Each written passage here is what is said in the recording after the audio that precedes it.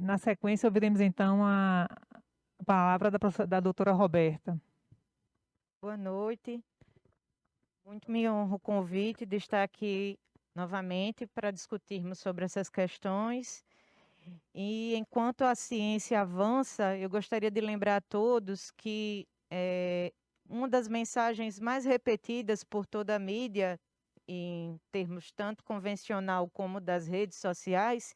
é que durante muito tempo não havia nenhuma evidência para o tratamento dos pacientes em fase ambulatorial.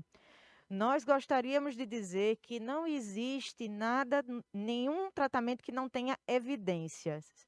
O correto que a gente utiliza é uma grade de recomendações em que você pode ter estudos das mais variadas formas e metodologias, e a depender da forma como a gente analisa o número de pacientes pesquisados ou a forma como os desenhos dos trabalhos são preparados, eles vão ter uma significância estatística ou não. Lembrando a todos que a significância estatística, em termos leigos, seria mais ou menos a probabilidade que eu tenho de que naquele estudo, o que nós estamos tendo como proposta e hipótese, se aquilo é verdadeiramente científico ou se é mera obra do acaso, quem dirá a resposta será a significância estatística. E como essa é uma apresentação que fala muito sobre estatística, toda vida que nós nos referirmos ao valor de P, a gente vai estar dizendo que os achados desse estudo têm sim significância estatística, ou seja, os achados não são ao acaso e merecem ser, sim, levados em consideração. Como bem colocou a professora Iara, a nossa experiência clínica precede a medicina baseada em evidências e é o esteio para a produção dos artigos e dos ensaios clínicos. Então, a gente começa observando a nossa prática, aquilo que vem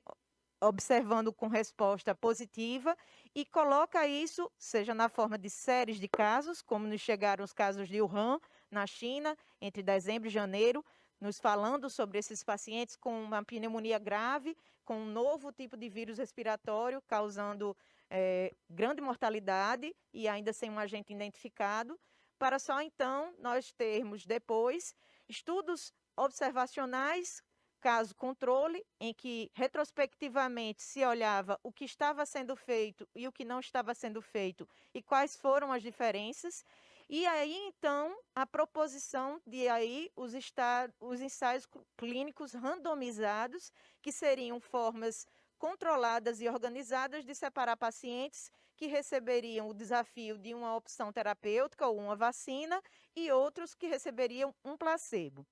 Como bem colocou a professora Iara, o Tratado de Helsinki, ele coloca que o paciente tem que ter o esclarecimento sobre a proposição do estudo científico de que ele participa, e depois de a gente analisar alguns dos dados desses estudos, fica muito claro para a gente que a ciência tem uma dívida muito grande com os nossos sujeitos da pesquisa, como são chamados os pacientes em ensaios clínicos. Eles devem ser suficientemente esclarecidos de que estão sendo colocados dentro de um ensaio clínico, de forma a que eles tenham benefício dentro daquela proposição. Então, a depender do curso dos conhecimentos e evidências que vão se sobrepondo, nós não podemos mais colocar opções como placebos e intervenções terapêuticas. Já é dado um momento em que, à luz das evidências que nós temos hoje, o uso que eu vou falar agora em específico da ivermectina, já está muito claro que ela tem eficácia, sim, em redução da mortalidade. Não há nenhuma dúvida. E isso quem está falando, para quem prefere o argumento de autoridade dos pesquisadores e cientistas, e, claro, os especialistas em medicina baseada em evidências, são os pesquisadores da Cochrane Library. Os nossos últimos dados são de que em 3 semanas, o Dr. Arthur Hill, um dos responsáveis por essa meta-análise que a gente vai apresentar aqui, estará fazendo uma força-tarefa para analisar esses dados, inclusive de mais 4 ensaios clínicos randomizados que devem ser finalizados nos próximos meses, nessas próximas semanas, com mais de 3.000 pacientes analisados, para dar subsídios a mudanças significativas na tomada de decisão de intervenções de saúde pública. É chegado um momento em que eles próprios alertam tanto a OMS, que por meio da Unitaid vai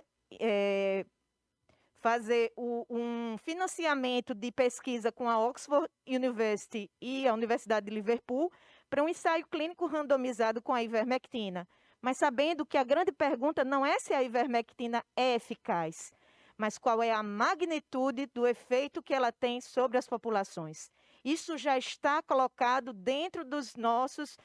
ciclos acadêmicos e, principalmente, em todos os debates e em todos os relatórios que esses cientistas se propuseram a analisar. Eles dizem muito claramente, em todos os momentos que apresentaram esses dados, nós não temos dúvida sobre a eficácia da ivermectina. Nós só precisamos desenhar ensaios clínicos que nos permitam dizer qual é a melhor dose, qual é a melhor frequência, em qual subgrupo de pacientes e em qual fase da doença. Vamos então começar com um breve histórico com relação a essa droga, que eu diria que se nós fôssemos compará-la à pandemia do Covid e à Guerra de Troia, a ivermectina seria a sofredora Cassandra, que foi a sacerdotisa do templo de Apolo, que anunciou aos nossos heróis da Grécia em Troia de que não confiassem naquele cavalo de madeira e que ele seria uma ruína. E o cavalo de madeira chegou e levou a esta pandemia de forma disseminada. Eu vou me fazer explicar melhor com os slides que vão falar sobre o mecanismo de ação dessa droga multifacetada e que está há muitos anos à nossa disposição para modificar a vida e a qualidade de vida de muitos pacientes em todo o mundo. Breve histórico sobre a ivermectina começa em 1975, aproximadamente, quando Satoshi Omura e William Campbell começam pesquisas tanto no Instituto Kitasato, no Japão, como na Merck Sharp Dome, nos Estados Unidos. Ele, William Campbell, irlandês, mas radicado nos Estados Unidos, investigando a presença de micro-organismos, né, que poderiam produzir substâncias com potencial farmacológico, dentre elas o Streptomyces, a vermites, que foi então identificado e levou a um extrato purificado pelo senhor Satoshi Omura e levado para a Merck Sharp Dome, deu início a uma empreitada que depois a gente vai analisar, foi exatamente a causa do Prêmio Nobel de Medicina em 2015, em que eles dividiram o feito com a doutora You Tu, uma chinesa, que descobriu a artemisina, uma droga antimalárica também muito bem empregada, que salvou a vida de muitos. Em relação ao escopo do que é a distribuição da ivermectina pelo mundo, a gente sabe que toda essa apresentação do que foi a ivermectina para a vida, tanto do ponto de vista de saúde veterinária como humana, levou a uma grande melhora nas qualidades dos rebanhos e principalmente dos seres humanos. Mas a gente não pode deixar de falar dela no sentido da erradicação de uma das principais doenças no continente africano, que é a oncocercose, a cegueira dos rios. Mais de 200 milhões de pessoas estavam, naquela época, em 1987, quando ela foi, então, autorizada para comercialização em humanos, acometidas sob esse risco. E era a causa de muitas pessoas ficarem cegas. Só com essa distribuição é que foi possível fazer uma erradicação em boa parte desses países, e não só no continente africano, mas na Ásia também e nas Américas, além de outras doenças que acabaram tendo seu uso empregado, como a filariose e a sarna, escabiose, pediculose, outras doenças que a gente sabe que ela teve sua ação empregada, estrongiloidíase, principalmente no tratamento de pacientes oncohematológicos. Em relação ao mecanismo de ação clássico, a gente sabe que ela está ligada diretamente à inibição dos canais gama-glutamato dependentes de cloro e levando à hiperpolarização das membranas, paralisa as células musculares dos helmintos. Mas também se sabe que em alguns pacientes com doença infecciosa do sistema nervoso central, ela tinha uma facilidade de penetrar a barreira hematoencefálica e se ligar à glicoproteína P. Então, muitos me perguntam sobre questão de segurança em relação à ivermectina, eu lhes digo que seguramente é uma droga que foi estudada há mais de 30 anos, tem mais de 3,7 bilhões de doses em todo o mundo distribuídas, e no seu uso, conforme está escrito, de acordo com o peso para a bula, não foi visto nenhum evento adverso grave em mais de 50 mil pacientes estudados nesses ensaios clínicos de distribuição em massa. O que houve, em alguns casos, é que em alguns pacientes que tinham co-infecção, oncocercose e loa-loa, uma outra infecção parasitária,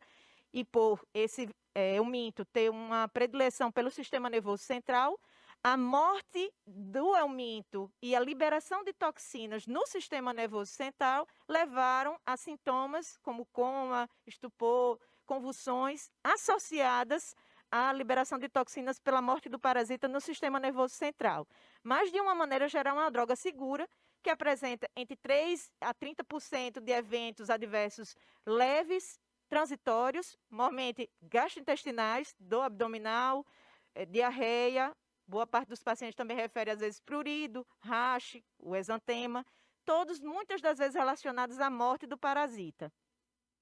Em relação ao contexto da ivermectina com relação à medicina translacional e o reposicionamento de drogas para o SARS-CoV-2, na verdade, ela não pega, ela não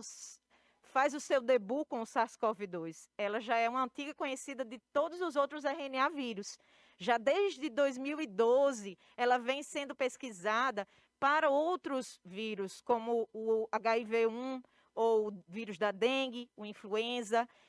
inclusive o estenalivírus, em estudos in vitro, tentando associar a ivermectina aos mecanismos de inibição das enzimas de replicação e integrase. Mas um dos artigos pivotais que levaram a uma monumental modificação na nossa visão de mundo pré e pós-pandemia foi o estudo do Monash, na Austrália, pelo Dr. Cali e colaboradores, que colocaram a proposição in vitro de que a ivermectina, numa dose de 5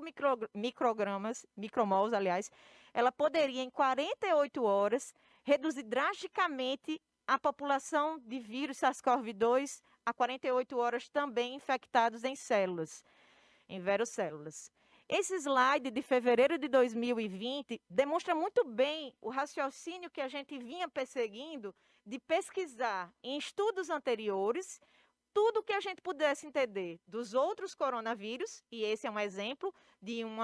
artigo de fevereiro, se eu não me engano, 2019, mostrando que tinha essa concepção de que o vírus penetrava na célula através do receptor ACE2, com a proteína de integrase TMPRSS2, levando a um desnudamento dentro do citoplasma e enviando inúmeros mensageiros para permitir a entrada de proteínas do vírus no núcleo e, como o vírus, organismo intracelular obrigatório, que é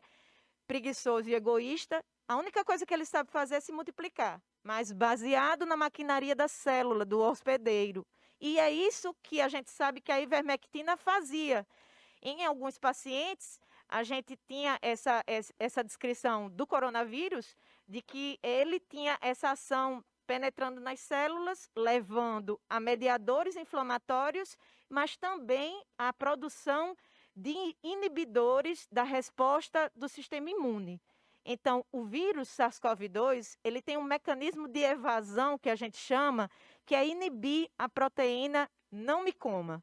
Ele tem uma mensagem que impede que a ubiquitina se ligue a ele e identifique ele como um sinalizador para o sistema imunológico de que ali existe um invasor a ser destruído. Por isso eu comentei com o cavalo de Troia. Ele é, sim, um grande cavalo de Troia. Ele entra escondido,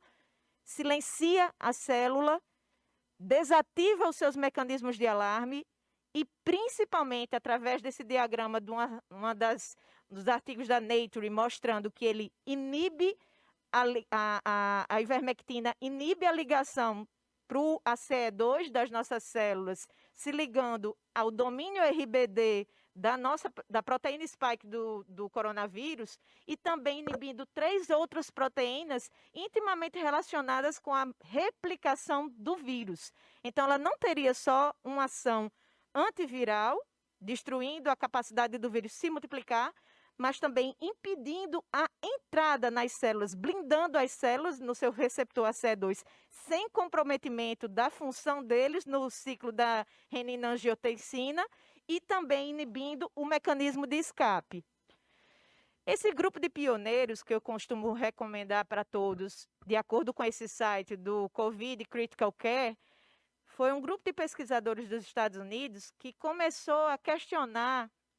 o porquê da OMS e outros organismos internacionais não investirem maciçamente no estudo e reposicionamento de drogas, tanto na fase internada como também na fase precoce dos pacientes. E o protocolo deles, a exemplo do que vinha acontecendo na Espanha, com os relatos dos nossos colegas médicos, da doutora Marina Bucá, boa parte das vezes, nos passando as informações de lá, era de que havia sim medicamentos com ação anti-inflamatória, antiviral e antirreumatológica, até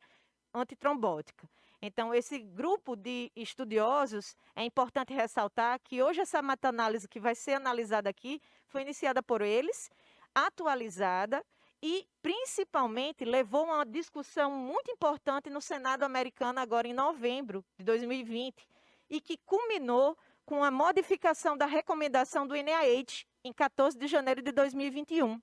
Enquanto as sociedades científicas internacionais e inclusive do Brasil recomendavam fortemente contra a ivermectina, dentre outros medicamentos reposicionados, o NIH modificou a sua recomendação baseado nos dados da meta-análise desse grupo, do Dr. Paul Marik, do Dr. Pierre Kory e do Dr. Arthur Mil, que faz parte também dessa pesquisa, de que havia sim evidências suficientes com redução de carga viral, mortalidade,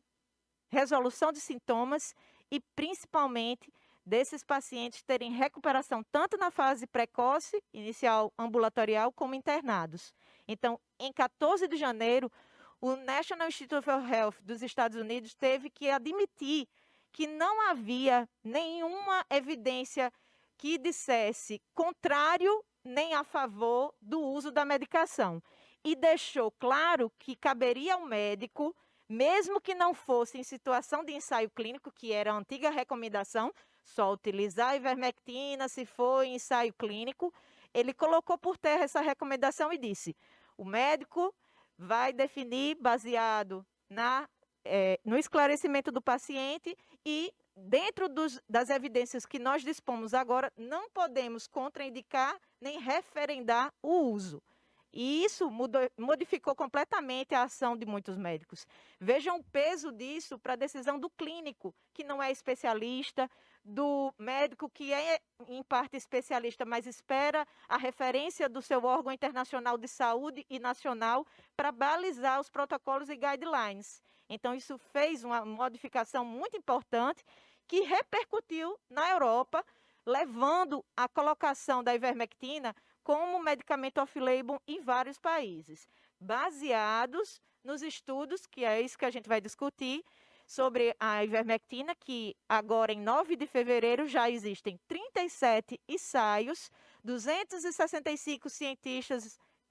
produzindo essas publicações, 10.509 pacientes analisados, com 19 ensaios clínicos randomizados. Se o padrão ouro da medicina baseada em evidência é um ensaio clínico randomizado, nós podemos dizer que hoje já é uma evidência que há benefício em todos os estudos que nós vamos discutir aqui. Existe uma regra na meta-análise que a gente vai ver um gráfico aqui, que quando os dados apontam à esquerda do gráfico, eles mostram benefício da intervenção.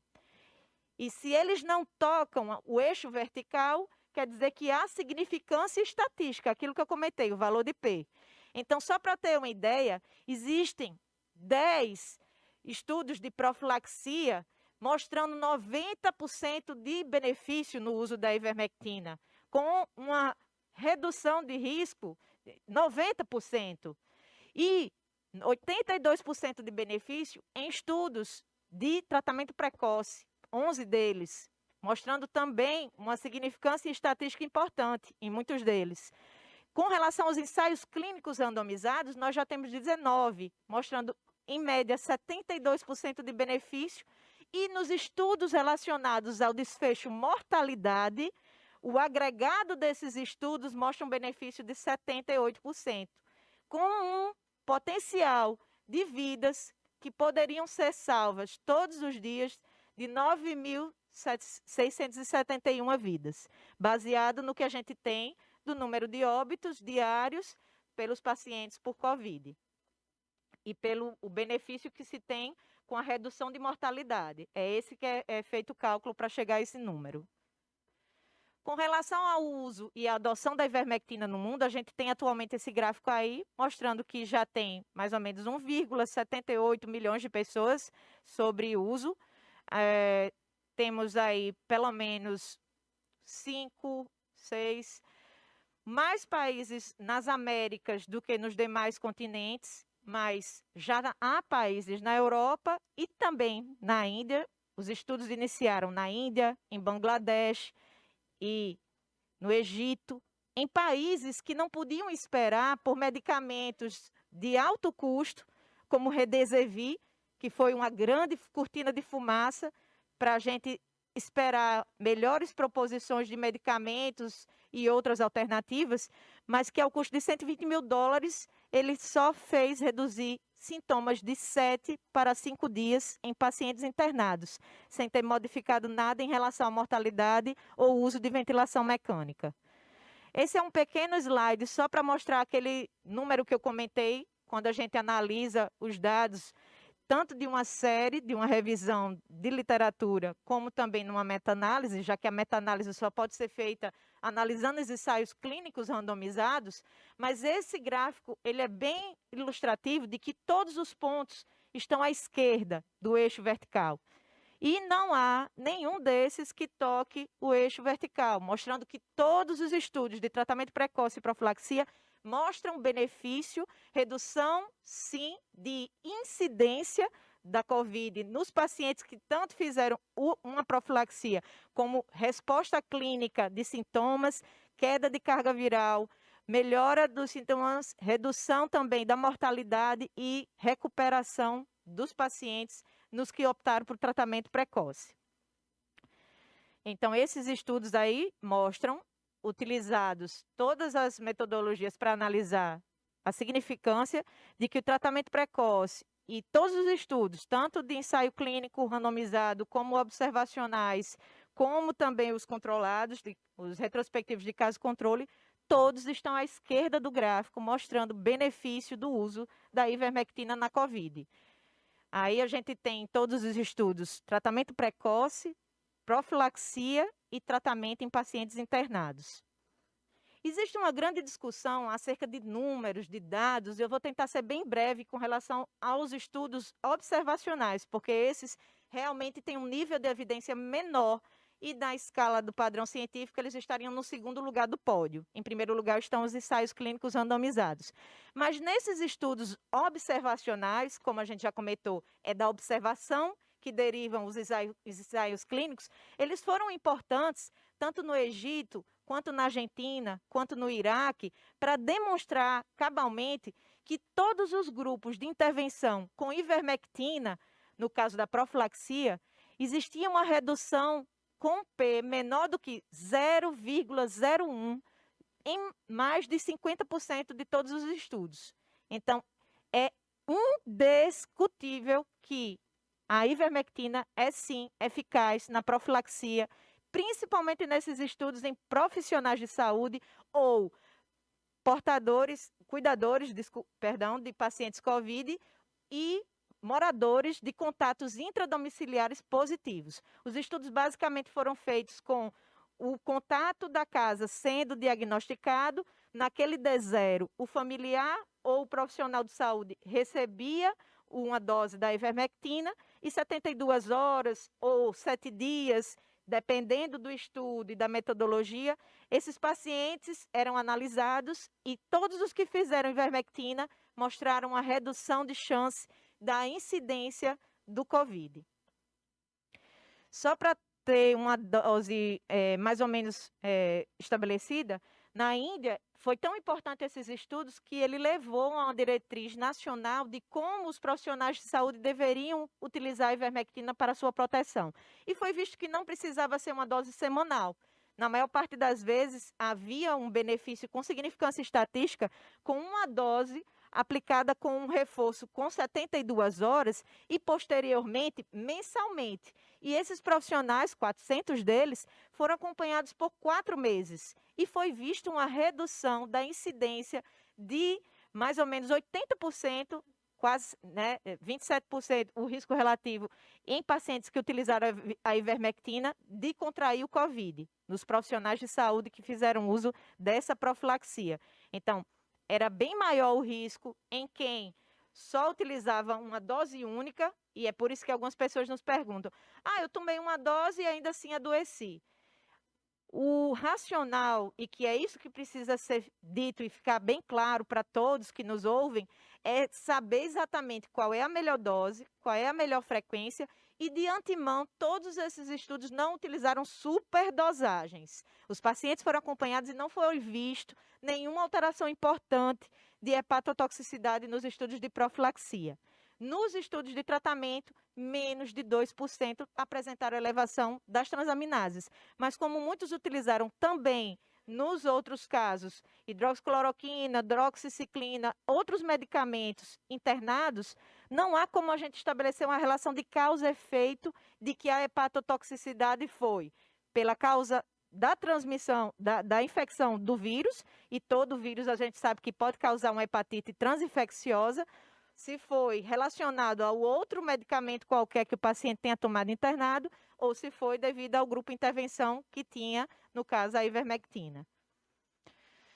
Em relação ao uso em ensaios clínicos randomizados, também ficou claro isso. Com redução de significância estatística, nós temos aí mais de 6 ensaios clínicos randomizados versando sobre profilaxia. Em relação a um tratamento de pacientes com COVID, a gente tem estudos tanto na fase precoce como na fase moderada grave. Na fase moderada grave, a gente tem apenas algumas considerações com relação ao N, ao número de pacientes descritos e pela homogeneização dos dados. Então, cabe aqui ressaltar que cada ensaio clínico randomizado tem algumas centenas de pacientes e não milhares de pacientes. Mas quando se estuda o agregado dos números, a gente tem uma ideia de que esses pacientes tiveram significância estatística na redução de sintomas, principalmente da anosmia, da tosse. Em muitos deles, houve sim queda de citocinas inflamatórias, foram medidos dedímero, PCR, interleucina 6, um dos marcadores mais precoces da tempestade inflamatória que acomete os pacientes graves, e houve sim pacientes com melhora clínica e alta mais rápida.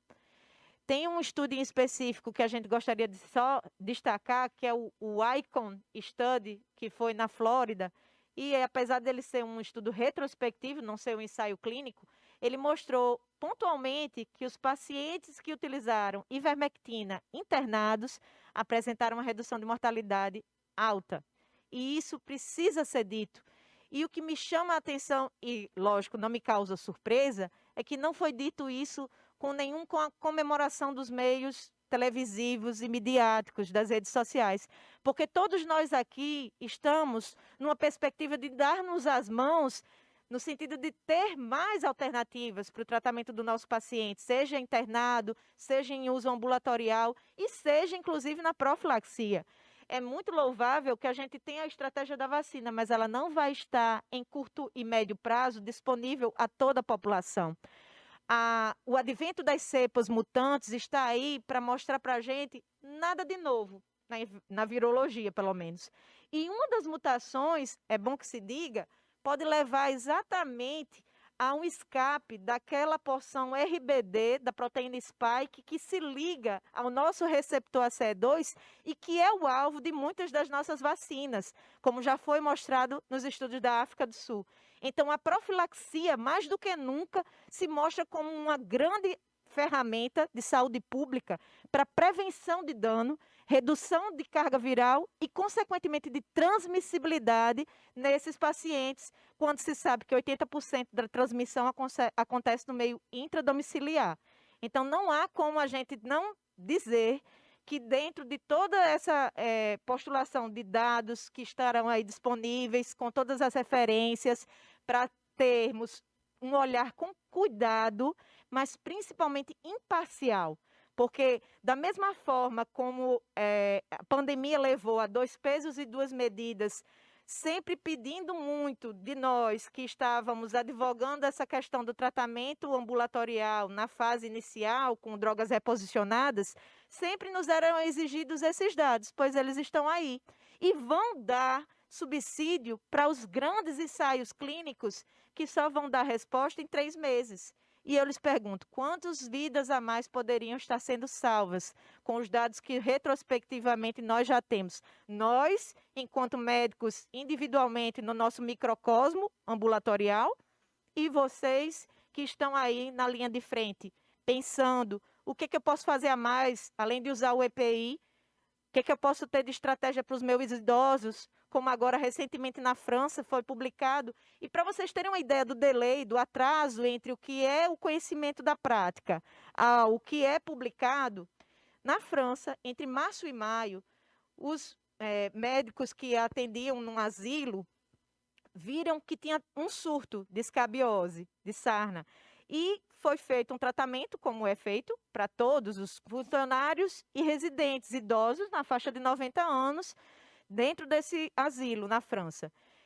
Nesse mesmo momento, a França foi acometida pela primeira onda do Covid. E o que pôde ser observado pela experiência clínica foi exatamente um estudo retrospectivo, caso-controle, comparando os idosos e funcionários daquele asilo e os idosos e funcionários dos demais asilos que não tinham surto da escabiose e não tiveram 2 únicas doses de ivermectina. E que, no grupo que era dos pacientes e profissionais de saúde que usaram a ivermectina no surto, houve 0% de letalidade pelo Covid. Muito embora 11% tivessem tido sintomas, apenas um teve PCR positivo, mas não houve necessidade de internamento, só um paciente idoso precisou de oxigenoterapia, mas todos sobreviveram. Enquanto que nos demais asilos analisados, segundo mesmo idade, gênero e proporção de profissionais idosos, foi vista uma letalidade muito maior, de 4,5%, e uma evidência de incidência de Covid de 22%. Então, como não dá o benefício da dúvida naquele momento, eu não tenho dúvida que eu teria também feito, como alguns de nós podem ter feito em suas famílias e instituições filantrópicas ou não. Hoje, com esses dados, se torna mais uma vez temerário fazer ensaios clínicos randomizados puramente com placebo. Eu retorno e reforço. Há evidências, só não sabemos da magnitude dos dados. Muito obrigada, Roberta, foi excelente a participação dela.